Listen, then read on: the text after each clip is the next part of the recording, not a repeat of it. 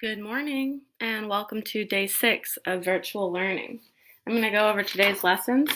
I'm going to try to start color coordinating them, putting pink for reading, green for math, and blue for content. This is just for me. So for reading today, it says that we are reading Trouble at Reading Railroad and Apple the Cat Calls a Meeting to Order. And then you're going to answer the questions that go with that. That's the packet that looks like this.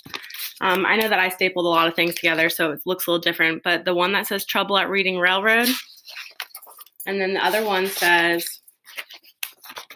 Apple the Cat Calls a Meeting to order. Now, the questions at the back look like this.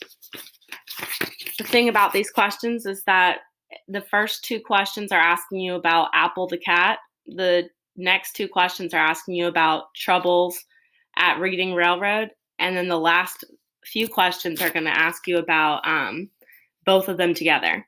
So I know my memory is not that great. And so I would probably, if it's helpful, you might want to read one of the stories and then answer the questions about them, and then go back and read the other story and answer the questions. Then you've already read both stories and then in your mind, and you can answer the last. Let me know if you have any questions about that. All right. The next thing is for math, and it says that you are going to solve the following problem, but it's not really asking you to solve a problem. It's asking you to write 5 true statements about this graph. So looking at this graph, I can already see one true statement I could write. Now we have to remember, a statement is something just that's real. So I could write, this graph surveys 3rd and 4th graders.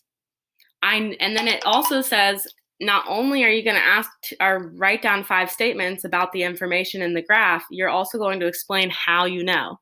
So I can't just say this graph surveys 3rd and 4th graders. I have to say, I know this because it tells me in the key and it tells me in the title, 3rd and 4th, and it says 3rd and 4th in the key, okay? So you need to give me 5 true statements about what you notice about the graph. And then you're gonna ask 2 questions and write those down as well, and ask a family member. So what you're gonna do for science is you're gonna read this, what makes up an ecosystem, looks like this. And then there are some questions to answer about what are some living and non-living things in an ecosystem. If you look and you read this, the very first 2 or 3 sentences are going to give you your answer. So it's really easy. If you need any help, just let me know. All right, guys, that's for day 6. Hope you guys have a great day and have fun and stay positive.